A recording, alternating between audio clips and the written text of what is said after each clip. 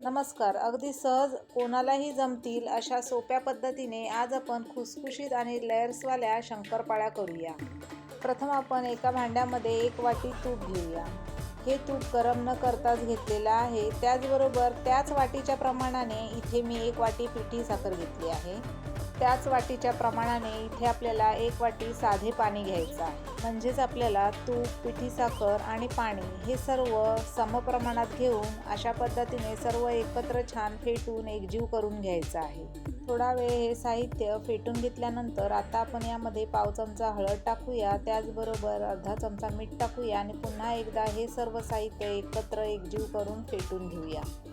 त्या अगोदर माझ्या चॅनलला जर सबस्क्राईब केले नसेल तर सबस्क्राईब करा आणि बेल प्रेस करून बेल ऑलवर ठेवा, म्हणजे मी अपलोड केलेल्या प्रत्येक व्हिडिओचं तुम्हाला नोटिफिकेशन सर्वात पहिले मिळेल. सर्व साहित्य अशा पद्धतीने व्यवस्थित एकजीव करून घेण्यावरच आपल्या शंकरपाळीचा खुसखुशीतपणा अवलंबून असतो. यानंतर आता आपण यामध्ये त्याच वाटीने 1 वाटी अगोदर मैदा टाकूया आणि पुन्हा एकत्र व्यवस्थित छान मिसळून घेऊया.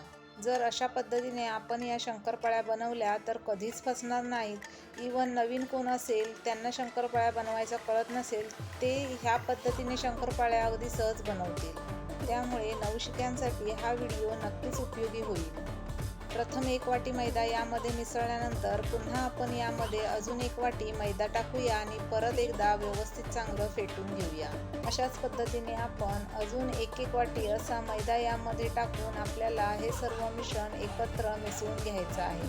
जोपर्यंत हे मिश्रण घट्ट होत नाही तोपर्यंत यामध्ये आपल्याला मैदा थोडा थोडा करून मिसळून घ्यायचा आहे. साधारण आपल्याला हे शंकरपाळीचे पोळी लाटता इतके घट्टसर आपल्याला पीठ बनवण्यासाठी 5 वाट्या मैदा यामध्ये मिसळावा लागतो.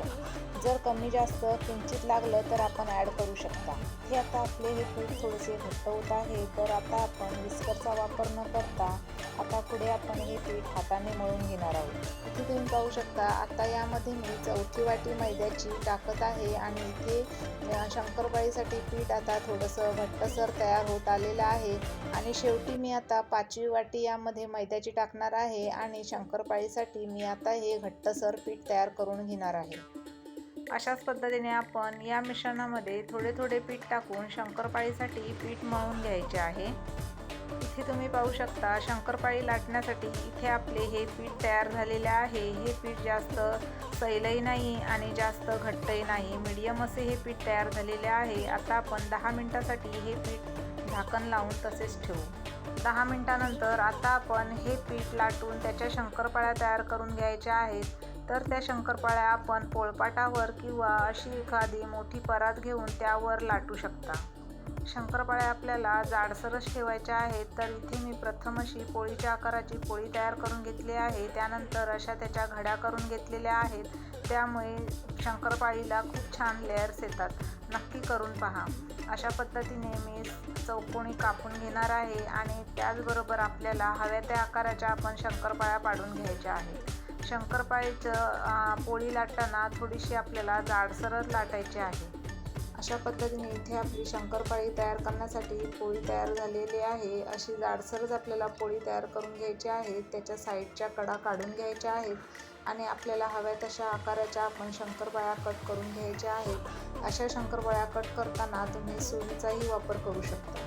अशा पद्धतीने बनवलेल्या शंकरपाळ्या खुसखुशीत आणि लेयर्सवाल्या तर होतातच, त्याचबरोबर ह्या शंकरपाळ्यांमध्ये साखरेचं प्रमाणही बेताचं असल्यामुळे ह्या शंकरपाळ्या खाण्यासाठी खूपच चविष्ट लागतात. अशा पद्धतीने इथे आपल्या या शंकरपाळ्या कट करून झालेल्या आहेत. आता आपण या तळून घेऊया.